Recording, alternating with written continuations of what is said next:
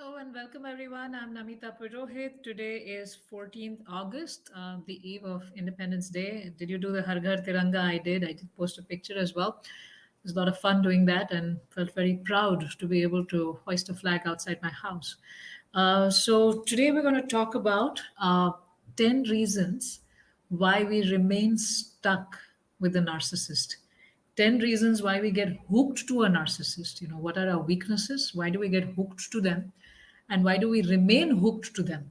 And once you identify why you got hooked to them and why you remain hooked to them, it becomes very easy to come out of it, because once you know what the problem is, all you need to do is then solve those problems. And we provide a lot of help at the Ease Self Mastery membership program, different life coaching tiers to help people come out of those hooks and come out of those problems and come out of those different issues that people have, and to actually work at a deeper level on all of those things. So we have an expert here on the chat giving us a lot of nice tips here on complex attachment, constant validation, lack of self-approval, and things like that. So yeah, Niharika ji, keep it going, and we can all learn from what you're sharing, and I'm sure we're all going to benefit.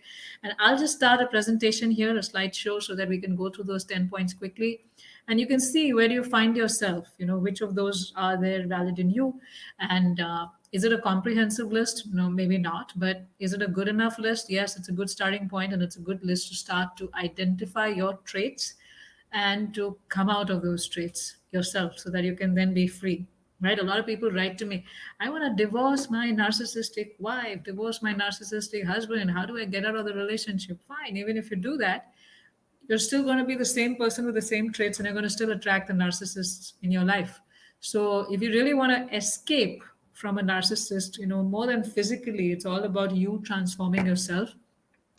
So hopefully today we'll get some tips here, and those may benefit you. So I'll just start sharing slides here. There's some nice points that Niharika ji has covered here. So we'll be going a little bit more in detail in that as well, and talk about those as well. So keep it coming, Niharika ji. It's nice to have engagement like that.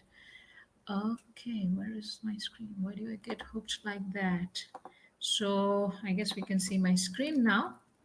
I'm just going to start the show. No, that's the wrong screen that I've shared with you. Just hold on. Okay, here we go. Sharing screen, sharing screen. It's a Chrome tab. Yes, better. I'm doing better now. Okay, so here we go. And we hit play here so we can start the show. So let's start with point number one. So why did you get hooked, and what keeps you hooked to a narcissist, to that relationship? So we're going to go a little fast. So one thing is, as already mentioned in the comments by Niharika ji, is low self-esteem. We have a low estimation of ourselves. If we are here, we don't know where we are, we don't know where we stand, we don't know where we stand with our skills and qualities. We like to believe, and we like to want to believe that, oh, I'm not good enough at this, I'm not good at that. You keep saying negative and critical things about yourself. That's your own inner dialogue. Joking about yourself in a negative way, focusing on your negatives, ignoring your achievements. And I know some people, I know them for like 25 years, I've probably been friends with them, but their self-esteem is so low that no matter what they achieve, they still feel negative about themselves, and it actually becomes a little tiring to be around them, because no matter what they do, they're not able to come out of that low self-esteem mindset. And now, just because we're talking about the 10 points here that keep you hooked to a narcissist, doesn't mean we're doing victim shaming, doesn't mean we're holding you accountable for being in that abuse, or we're not saying that you're enabling the abuse. We're just sharing these points, maybe a little difficult to swallow, but we're sharing these points so that it can help you identify those traits in yourself and help you come out of it.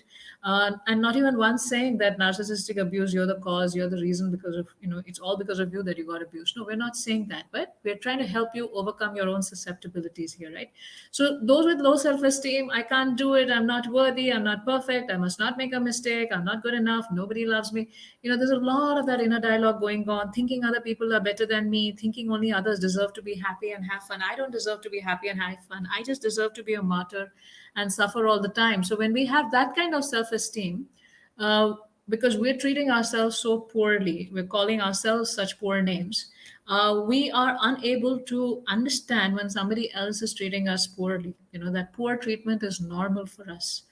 So when they say all those things, it doesn't feel very alien, because that is what you're doing to yourself. So you just don't realize that you're actually being abused here and victimized here. And then when you're going through the abuse cycle and you're not going through any joy in your life, and you're constantly just trying to find out ways to protect yourself and ways to keep up with the narcissist, you can compromise on your joy. But the fact is, because of your low self-esteem, you don't think that you deserve any joy, so you just continue. You don't deserve to be happy, so you just allow all of that to continue. So that's one point here. Next is, the thing is, I am not worthy of being loved. So one thing is to have low self-esteem, and to also then add on and have a belief that I don't deserve love in my life. Some people truly believe they're not worth being loved. They're not lovable by anybody, by their parents, by their siblings, by their friends, by their community, by God Himself. They're not worth being loved. They have nothing in them that is worthy of being loved, because they think that only those people who are high achievers, who look beautiful, who have something going for them, are worthy of being loved. And love is not a free thing. Love comes at a premium. You have to pay a price for it. You have to be perfect, or you have to do really something very good. Only then you are lovable, right? And sometimes they also learn that as a repeating pattern from their family, because somebody in their family, or that's the family energy there, that they don't believe that they're worthy of being loved, so they take a lot of nonsense in their life, and they mistreat themselves. They allow others to mistreat them. So we kind of, even if it's not our own theme, we kind of learn that from our caregivers and adults and people around us, and because that's what's common, that's what we're exposed to, and we start repeating those same patterns in ourselves. I'll give you an example. Working with a client in East Platinum. That's a one-on-one coaching client, and somewhere, so she's come to a, with a lot of work she herself has put in, and a lot of work her coach, the East coach, has put in on her to help her come to a healthy state of self-love. But a lot of work still remains, because it's new concepts, it's new things, and it takes time to change the way you think. And so we saw that she was repeatedly being in certain abusive relationships. It's marriageable age, and repeatedly getting into abusive relationships, thinking those are the most perfect partners for her. And then I was coaching her yesterday on Saturday, and then I just probe deeper into, when you know this person is being abusive, why are you still hanging around here thinking that this relationship has potential? Because she's like trying to find a partner for herself. That's the stage she's at. And she says, "Oh, no, I'm trying to be at my best behavior. So I'm curious that by saying that, he will be able to love me." And I said, he's already shown you he's abusive. He's already calling you names. He's already mistreating you. But you're still trying to be at your best behavior so that one day he'll be able to love you. I said, why do you want to wait for that day? And how do you know that one day he will be able to do that, and you will be waiting for his transformation and things like that? So this is what happens when you don't feel worthy of being loved. You keep remaining curious. You keep waiting for the other person to love you someday. And in her case, when she's trying to find a partner for herself, and I said, no, there are more alarming signals of abuse that have already happened in this brief meetings that you've had with him, and there's more signs of him being abusive than him being loving. So why would you waste your time in waiting for him to love you? And that comes from the feeling that I'm not lovable, so one day he'll be able to see my good qualities, and probably he'll love me. At least someone will love me. At least I found somebody who's thinking of loving me. I may not find anyone else also. So that's another reason you get hooked. That's another reason you remain hooked. So that's another thing. Just welcoming you here. Few people have joined in. Next is another reason that people get hooked or remain hooked is, I can care or fix people and relationships, right? So they're looking to fix somebody. They're looking for damaged goods. They're looking for people who are damaged emotionally, who are incapable of empathy, incapable of remorse. And somehow they feel that because of their own empathy and their own love, they should be able to fix other people. So they're like the fixers of the world. And they think that love can conquer everything, and their empathy and their love, and they should be able to fix somebody, and they're going to wait and they're going to do all of that to fix somebody so that one day that person will love them, right? So that's a classic empath behavior. that I am going to take, because I'm an empath, because I want to fix people, because I understand emotions so well, my own. I understand the pain this person is in front of me is because he's not able to love me, and that's because he's in a lot of pain. And I'm going to help him heal his pain so that he can start loving me. And I'm going to take responsibility of the entire relationship being successful because I'm an empath and I can do that. No, you can't take responsibility of a part that's not yours. In a drama, you can't act out a part that's not yours. It looks weird. So in a relationship, because we feel, some of us, we feel that we can care and fix people and relationships, we get drawn to such people, and through our empathy we want to heal them, and through healing them we somehow find some healing for ourselves. And I've understood my emotions so well so I can feel and I can help others.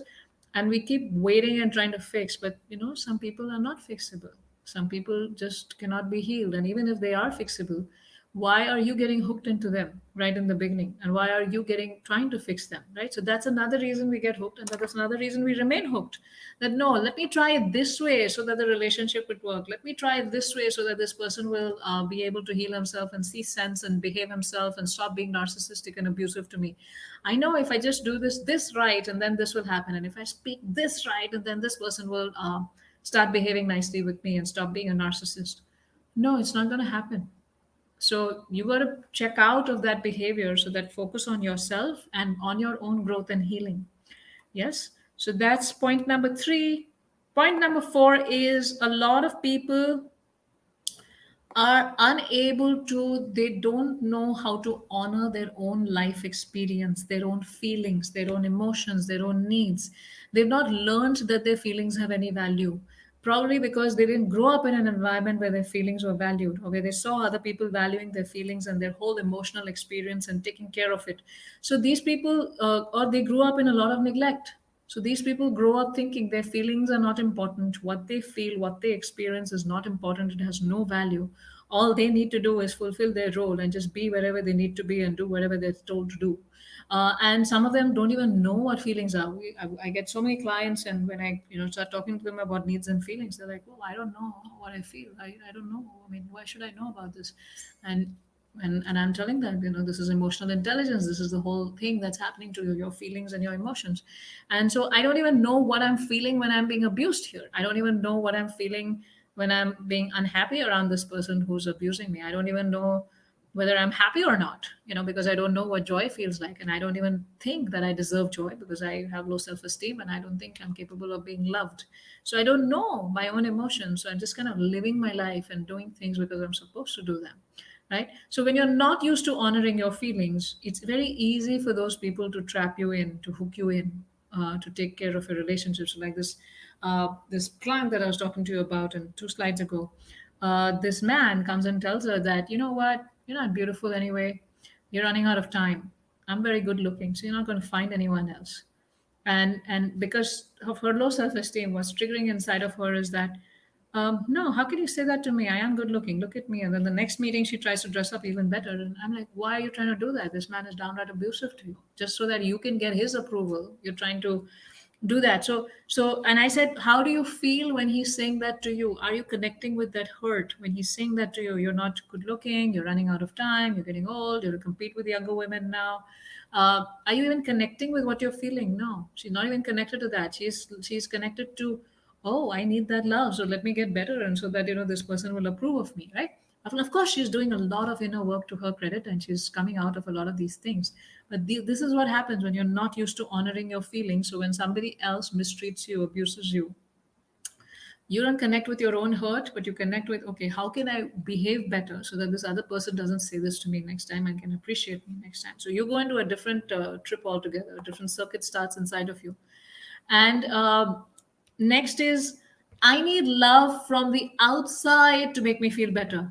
That's another reason why some people get hooked into a narcissistic relationship, and they remain hooked into that in that relationship, is they have a very low self-love quotient. And what is the self-love quotient? Is high self-esteem, honoring your own needs and feelings, honoring your values, honoring the experiences you're having, honoring your need for joy, honoring your own goals and aspirations for your life, and honoring your own duty boundedness, whatever you define your duties to be based on dharma. So all of that is self-love. Now, when somebody has a low self-love quotient, they think that there is only love is there only outside of them.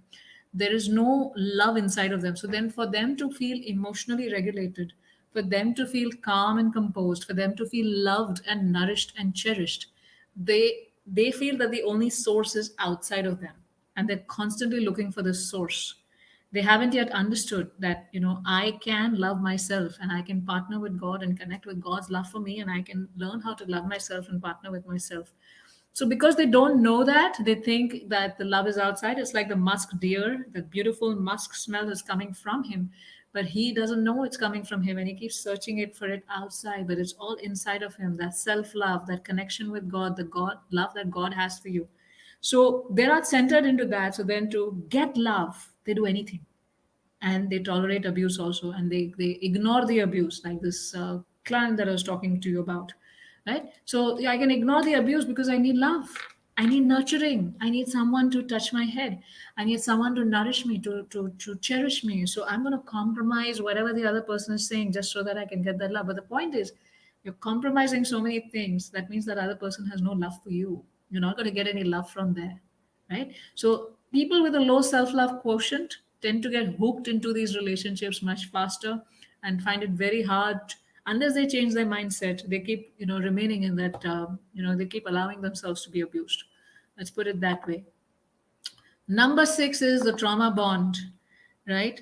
And there are so many, the you know there are described ways in which that we get trauma bonded. So think about a captive for a terrorist. Terrorist has kidnapped somebody, and kidnapped somebody on gunpoint, and for a ransom, and they keep keeping them with them, and keeping them with them and waiting for the ransom to come. Now till the ransom comes, now the person who's been kidnapped is very petrified and terrified because they're with the terrorist, right? And the terrorist is abusing them, throwing things at them, beating them up, and devaluing them, calling them names, threatening them, and doing all of that.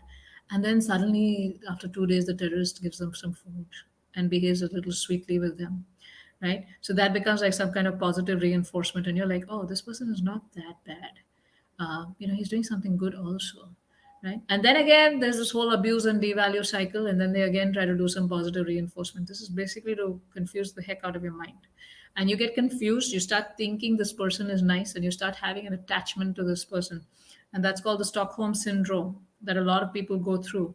And it's a trauma bond. Like, we have the Skinner's box experiment, which I use in a lot of different, as an example for a lot of different problems that we face. But it also talks about the conditioning that develops in us when we remain in a narcissistic abusive relationship for a very long time. Is that Skinner had this box, and he had a lever, and depending on so when the red light clicked and if the mouse touched the lever, then he would get an electric shock from the bottom. The bottom, there's an electric grid, and if the green light turned on and if the mouse touched the lever at that time, then he would get some food pellets coming to him. So the mouse got used to it. Red, if I click, I get a shock. Green, if I click, I get the pellet. Red, if I click, I get a shock. Green, if I click, I get the pellet. And then, so the mouse got used to it. So the mouse kept only hitting the liver on the green because that's when the food comes in. And then the Skinner, to mess with the mouse's brain and to condition him, he switched the circuit. So when it was red, the pellet would come, and when it was green, there would be an electric shock. And the mouse kept hitting green, kept hitting green, kept hitting green, but he kept getting a shock, and then it had to unlearn that, no, I need to press red now. That's when I get the food. And by the time they learned to press red and get the food, the circuit was switched on them again. So this is what happens to people in a narcissistic relationship. Very unpredictable, constantly very confusing and very chaotic. And you get so busy, like this mouse, trying to figure it out and try to figure out what's happening, that you forget that the door is open, right? You forget that there is a way to exit out of this mind freaking thing. And you can come out of this and you can heal yourself. You don't have to hold on to this trauma bond, but you can come back and turn to yourself and take care of yourself and heal yourself and grow, right? So this is what happens to a lot of people. And why do we get stuck in that? Because one thing is we get very curious. It's like, I don't know how many times you find yourself mindlessly clicking through apps and Facebook and Twitter and scroll and news, and just mindlessly skipping through reels and things like that. There's nothing. It's just curiosity. What's next? What's next? So some of these abusive, those who are being abused, the victims get stuck in that curiosity about what's happening next, what's going to come next. And you also tend to get a, it's like constant adrenaline rush. There's a high, there's a low, there's a high, there's a low, there's a high, there's a low. You don't realize what normal is, you don't know what peaceful life is. So you get addicted to that, and the changes that the chemicals have, the things that happen in your body. And so that's another way you get trauma bonded. And also keep the poor in poverty. So we have some election, some political parties in India who just decided to keep the poor, right? They say Karibi hatao, but they never did that, and they just wanted to keep the poor. So now what happens is, when you remain poor, you keep getting weaker and weaker, and because your situation is not getting better, you keep getting weaker and weaker and weaker. You lose sense of the fact that you can come out of the situation by voting for somebody else, or finding an alternative to your solution, right? But the alternate happens is, because you remain poor, you keep getting weaker financially, materially, spiritually, intellectually, emotionally, logically, everything. You just keep, because the trauma of that poverty, the difficulties of the poverty keep making you weaker and weaker. You're going through a lot. You don't have food on the table, you don't have electricity, you don't have money for your diseases, etc. So you would start losing your confidence. And then the person who is keeping you poor, because they keep coming and giving you some positive reinforcement, they'll give you some rice pack, they'll give you something, they'll give you this, they'll give you that. You keep getting more and more attached to them, when actually they're the abuser. So this is another way. So this is how the trauma bonds develop. And unless you are a very you recognize these trauma bonds and you come out of them, you keep getting weaker and weaker. And these are also seen in a child and a caregiver, a parent-child relationship. The trauma bonds are there between a hostage and a kidnapper that I just talked about, and sometimes even in the leader and the members of a cult, right? So these kind of trauma bonds are there, and people are unable to see sense because of these things. So that's another thing to consider. That's another thing to think about, and work on yourself. And then there is complex PTSD. So there is regular PTSD, which is post traumatic stress disorder, which happens when you had, say, one trauma incident, right? But people who are repeatedly living in traumatic situations, especially when you're in a toxic relationship, or facing narcissistic abuse, then what happens to you is something called as complex PTSD, because you've been there in that. There are many incidents of traumatic incidents happening over a period of time, and a long period of time. So that's called as complex PTSD. It's called recurring long-term traumatic events. It's not just one event, it's events, long-term, recurring. Yes. Now, what happens to people who go through such complex PTSD? They've probably gone through that in their life. Uh, they have lost their emotional regulation. They have, difficulty with their emotions, difficulty with life challenges, difficulty with keeping themselves together, etc. So they're easy victims, easy to trap by narcissists. Another thing is, say, if a healthy person has entered a narcissistic relationship, but over a long period of time, what happens is they lose their bearings because of constant abuse. Then they start becoming abusive. They start becoming angry. They start acting in ways in which that are very alien to them. That makes that they're embarrassed about their own behavior. Suicidal thoughts, difficulty managing anger, severe depression, unable to focus, unable to have a handle on life, unable to have a handle on themselves. And what happens is, because they're having this breakdown, they're unable to take charge of themselves, and can't see through the abuse. They're just trying to keep things together in their life. And that itself is so hard for them, right? So it also creates a lot of dissociations in the mind. CPTSD, complex PTSD. Why? Because there's so much trauma happening. Then the mind just starts learning how to disconnect from all of that. Because if you start connecting with everything that's happening around you and remembering everything that has happened to you, it becomes very difficult for them to manage their emotions. So they just disconnect and believe and try to tell themselves, no, my life is good. And that's only as a self protection mechanism. So complex PTSD is how the mind copes with intense trauma, the dissociations of it, how the mind copes with intense trauma, and that actually makes you weak, and that helps you or causes you to remain hooked in that cycle of narcissistic abuse. And then there are also changes in the brain and neurobiology. There's a lot of changes that happen in the brain and neurobiology when you are in a constantly abusive situation, or a difficult situation for you. So brain changes happen in your body, the way your prefrontal cortex acts, the way your amygdala starts responding to things and stress. the way your hippocampus functions, and then the way the gut, there are, your brain and your gut have this very strong connection, and the way the hormones are released, the biology, the serotonin and the other dopamine and these other mood regulating emotions or mood high and low emotions. So all this has happened to you, so you kind of become dysfunctional also emotionally and physically, and you're unable to see through stuff, and you're unable to take charge of yourself, unable to be your own self, and you're pretty confused most of the time about what's happening. Number nine, I also like to add that I've seen a lot of my clients, they remain stuck in their values, so there are people who are, pran jai par bachan na jai, I'll sacrifice my life, but I'm just going to continue sticking to these values that I have, right? So if somebody has a value, somebody slaps me, I'm going to give the other cheek. They're going to keep giving the other cheek till there's no cheek left. Or no, I want to keep trusting because trust is my value. That's a value I have, so I'm going to keep trusting these people because it's only through trust that the relationship can get better. So I'm going to keep trusting these people even if they've shown you they're untrustworthy. They've repeatedly given you many examples of being untrustworthy, that you should trust the fact that they are untrustworthy, but you're like, no, I'm going to hold on to my value. My value is I'm going to trust this person. Some people have this value, I must be a loving person at all costs, even if they're going through complex PTSD, they're going through dissociation, they're losing their temper, and they're becoming something they don't recognize, and then they keep feeling guilty about themselves. But no, how could I behave like this? Something is wrong with me. Hey, something's not wrong with you. You're in this very abusive situation, you're losing yourself. Like, no, I need to behave better, I need to seek forgiveness, I need to get better, and I must be loving at all costs. No matter how abusive the other person is, I'm going to keep showing love because that's my value. Yeah, how about show some self-love also, right? So this is how people get stuck in some values.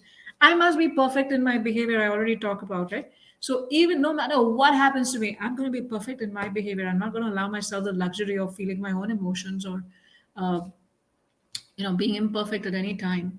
And that's going to create a lot of stress in my body, a lot of PTSD, a lot of trauma bonding, a lot of devaluing, a lot of poor becoming poor, a lot of low self-esteem, and so many things.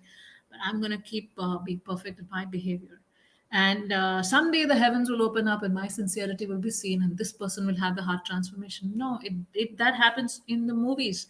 That happens very rarely, that people transform. Maybe 20 years ago they did. Nowadays it's very hard for people to transform, realize their mistake and do that.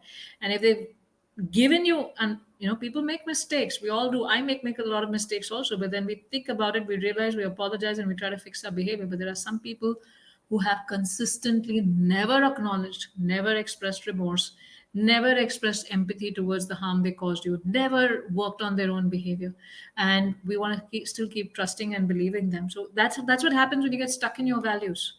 That causes you to remain hooked in that narcissistic relationship, right? And then lastly, I like to say this again. I am not uh, and I'm not understand and I'm not calling, again, I'm not putting this point here just to call out on the victim and blame the victim for being in the abuse, but it's important to call this out so that you can recognize it, and so that you can unhook yourself and you can really hook yourself to yourself and take care of yourself while doing your dharmic duties within the framework of your values. Yes, so the victim mindset, some people have this mindset, and usually when we get a call for someone who's looking for a one-on-one coaching, or even the lower tiers of the do it yourself, the silver, where they do it through their own courses, the courses that we have, the modules where they work on themselves. When I see a victim mindset, I flat out tell them that none of my programs are going to be helpful to you, because these programs don't help people who are thinking that I have suffered a lot, life is against me, only bad things happen to me, and I can do nothing to fix whatever my life is the way it is right now, and I can do nothing about that. My programs are unhelpful to those people, right? And they're unhelpful to them also. That mindset is unhelpful to them, because the victim mindset, at the most, what it can get to you? It can get you some sympathy. That's all. That's all it gives you, the victim mindset. It doesn't give you a better quality of life. It doesn't give you a better quality of emotions. It doesn't give you a better experience in life. It doesn't help you grow. but it gives you a lot of it could give you some attention and some sympathy, but it doesn't improve your life. Nobody can make you happy. So some people continue in that victim mindset, and the reason is it probably gets them something. See, nobody holds on to something unless it's giving them something. So it's probably giving them that sympathy or that attention from somebody, and they're mistaking that for love from other people. But it's unhealthy, or they're just incapable of taking charge of themselves, right? They're unwilling or incapable of taking responsibility of their lives, that my well-being is my responsibility. Nobody can make me happy. I can make myself happy. My feelings, my experience, my growth, my life is my responsibility, and I need to take care of myself. So some people are unwilling to do that, or that's why they hold on to the victim mindset. Or some people are getting some attention which they mistake for love by continuing in the victim mindset, and this is what keeps them hooked, that I am a victim and I cannot come out of it. So just doing a quick summary here, why did you get hooked and what keeps you hooked? Low self-esteem is one. I am not good enough, I'm not worthy of being loved is another one. I can care and fix people. Like, there is one client we had, and her whole terribly abusive narcissistic relationship that she was in. And she also later realized through her healing journey that that was familiar to her, because that's how she was raised, the environment her caregivers gave her. And so she felt that if she could have not gotten angry at that particular moment and said that particular thing nicely, and if she had done that, then her marriage could have been saved. And my comment to her was that you were weak and you said something in anger. It's natural for a partner. And she didn't say anything very abusive either. She was just sharing a different point of view. And I said it's important, it's whether it's a wife to a husband or a husband to a wife. It's important for them to understand that my partner is probably having a weak emotional moment, but that's not what she means, and this is what she really means, and to allow that to go away. But you can't take responsibility of everything in the relationship. And her partner was, no, how dare you say that? And she said, no, I didn't mean that. She clarified that 20 times. So he's like, no, how dare you say that? And that was like the last the straw that broke the camel's back. And she kept guilting herself that I could have been more thoughtful and watchful and fixed it. I said, on what cost? On what what at what cost? And you'll be constantly walking on eggshells and constantly taking responsibility for your partner's emotional regulation and his inability to be a partner to you, right? So not used to voicing your own inner feelings, honoring your own inner feelings is point number 4. I need love from outside to make myself feel better. I don't know how to love myself. We're stuck in our values, unable to come out of that. I know some people have this value as a separate example. No, I should not enjoy, I should be dutiful all the time. The point is they remain dutiful all the time and they remain unhappy. Some joy is needed in their life and they think joy is wrong, right? So then they think joy is wrong, they don't invite joy in their life, they continue being unhappy, and then they wonder why everyone is happy and they're not happy, right? I mean, so it's again because of your own values, you're causing creation difficulties for yourself. Trauma bond we talked about, complex PTSD, changes of the brain and your neurobiology, and the victim mindset. So which one do you have? And which what are you working upon, or what have you already worked upon and it's given you a lot of benefit? So these are some of the things that we do, and here are some nice comments here that are there. I'm just going to go through all of them. Niharika ji has shared some nice things that keep people hooked in narcissistic relationships in the comments, so you all can go through that. Meg Rock is decided to take a stand for myself, enrolled into higher education to be financially independent. Good job, Meg Rock. Unfortunately, need to take help in paying the fee from my narcissistic single parent. No problem, they are your parent, so, and you're the child, it's okay. And she has a plan, but she is taking charge of herself. She's not staying in the victim mindset, she's taking charge of herself and she's going ahead. So that's great work, Meg, very proud of you. Mark Henry, what if I'm being a narcissist to someone but I don't know it? If you're a true narcissist, you won't ask that question. But yes, if you think you're being a narcissist to someone and you don't know it, then there's a lot of information online. Also on my channel, there are videos on the traits of a narcissist, how to recognize a narcissist, etc. So you could go and you could watch those videos and see if you have some of these traits yourself. So we all have some narcissistic traits in us. We all do, and we all need to work upon ourselves. But some people have it full blown. One of the hallmarks of a narcissist is zero empathy and zero remorse. So see if you have, where are you doing on the empathy and the remorse scale. That's one way, another way to find out. And Meg is also, I think they're having a nice exchange. Hari Om Juneja, Hitendra Govind Mistry has actually gone through all of this, but has managed to come out of all of this. And thanks to his faith in the Lord. Thank you, Hitendra, for sharing your nice experience. And Geeta ji is saying something here from Abu Dhabi. You're absolutely amazing and wonder how you really are capable to understand and pinpoint every issue if one is revisiting and remaining hooked for any reason in such relationships. Is family constellation good to help oneself? Yes, family constellation is good to help yourself, but also identifying these 10 things in yourself and constantly working upon them. And being mindful, because when you're mindful of these things you will set boundaries. A lot of people tell me, how do I set boundaries? I don't know how to set boundaries. I was just in a gold coaching call for my members in ease, the self mastery membership, and said, oh, I need to learn how to set boundaries. I said, you will learn how to set boundaries when you first learn how to love yourself. When you learn how to love your and honor yourself, you'll be able to set all the boundaries you need. So let's start with that first. Next is you can fix it by changing mindset. Good. Thank you, Hitendra, for sharing that. And Geeta ji is things are very much different in a good way after joining EASE. Thank you. So Geeta ji is our silver member, and she's experiencing a lot of benefit by going through the different course modules and helping her in her healing journey. Thank you for your um, sharing this here. Aura online now. Thank you, ma'am. I need healing from narc spoil my life. Okay, I'm going to flip this a little bit. Yes, the narcissist is very difficult to be around, but we're allowing them to spoil our life. So let's identify these 10 things Aura online now. I'm going to close the video session soon. So this recording is going to be wherever you're watching this on YouTube, the same link. Watch, I've shared 10 points that keep you hooked to a narcissist. Watch that, try to identify those traits in yourself and start working on those traits. So when we take responsibility for ourselves and our well-being, then we become less and less susceptible to narcissistic abuse. And we have a wonderful program with the EASE membership, having a lot of different name changes here. So it used to be called EASE Academy, then Self Mastery Academy, and then Self Mastery Membership. And then the suggestion I've received is let's call it a self-love membership. So I'm still figuring that out, but EASE Academy is what a lot of you are familiar with. So we have a stepwise program to work on your body, your energy, your mind, your mindset, and changing all of these thought processes, because it's one thing to know these points and it's another thing to actually work on yourself and change these thought processes. And we have a beautiful supportive community also along with those online courses and masterminds as well, where you're able to support each other with like-minded people in your growth and inner growth and journey.